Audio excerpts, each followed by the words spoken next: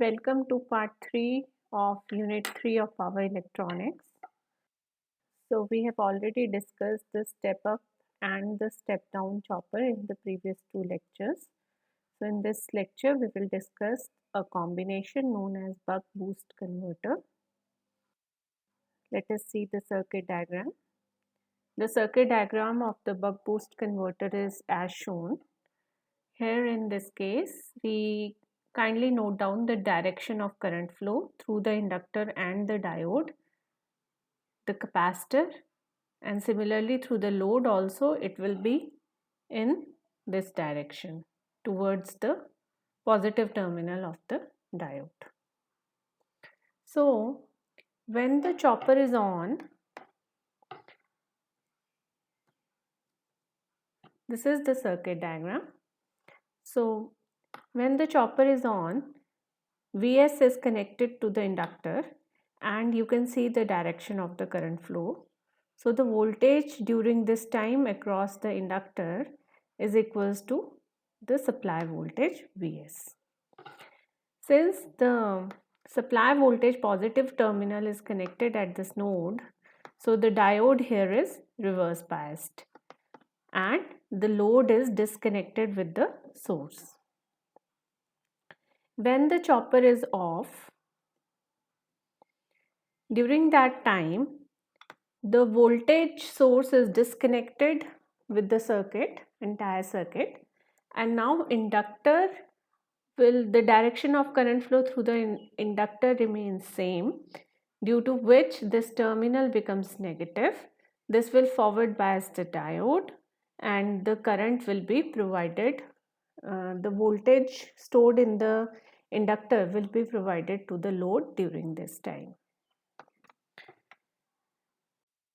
Let us analyze the circuit in detail now. So when the switch is closed, during that time the inductor voltage is equals to the supply voltage, which can be written as L dIL upon dt. And we know that dt, which is also equals to delta t, is the on time, and on time is written in terms of duty cycle as d into t. So delta IL closed can be derived from this expression as delta IL closed equal to Vs d into t upon n. When the switch is open, this is the circuit diagram.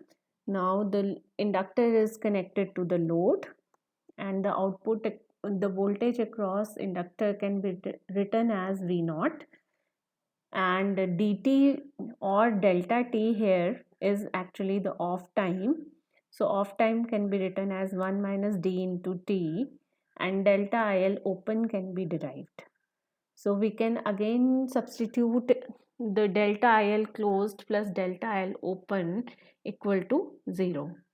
And using this expression, we can find out the output voltage in terms of Vs and D. Let us analyze the waveform across the inductor, diode and capacitor. So the inductor current, when the chopper is on, supply voltage is charging the inductor. So the inductor current is rising. When the chopper is off, supply voltage is disconnected and inductor is discharging. So the voltage across inductor when the chopper is on is Vs and when it is off is V naught. The current across the diode, since the diode is reverse biased during the on time, so the current is 0, and during the off time the inductor comes in series with the diode, so diode current is equal to inductor current during the off time. Capacitor is providing the current to the load when the chopper is on. During that time, capacitor is in parallel with the load. So the capacitor current here is during the off time, the capacitor current is proportional to the inductor current. So you can see the waveform here. We can further see that in this case, supply voltage is never directly connected to the load. So when the chopper is on, the inductor is being charged, and when the chopper is off, the inductor is being discharged. So buck boost converter The other name is step up down converter, is also referred as indirect converter. We can see that output voltage is equals to minus Vs into D upon 1 minus D. So in this case, if D is greater than 0.5, the output voltage is larger than the input voltage. If D is less than 0.5, the output voltage is smaller than the input voltage. So we can see that from the same circuit, we can get the high level of magnitude of output voltage or low level of magnitude of output voltage just by tuning the parameter D, which is the T on upon T ratio of the control voltage.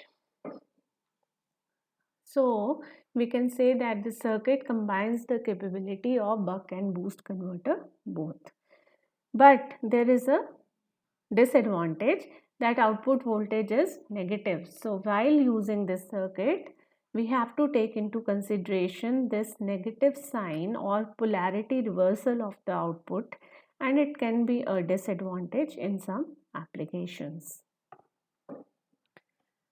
Again, we will take the consideration of input power to the output power, equating both the powers.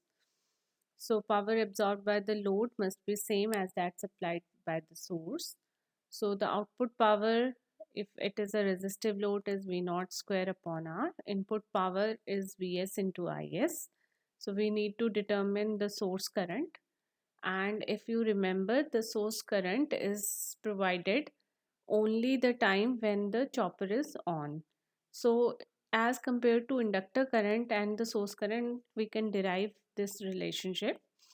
The average value of the source current will be equal to the inductor current into T on upon T, which can be written as IL into D. So equating V naught square upon R equal to Vs IL into D, we can find out IL, which is equals to Vs into D upon R into 1 minus D square.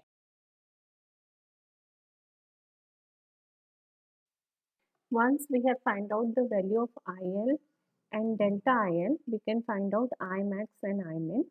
So Imax is IL plus delta IL upon 2 and Imin is IL minus delta IL upon 2.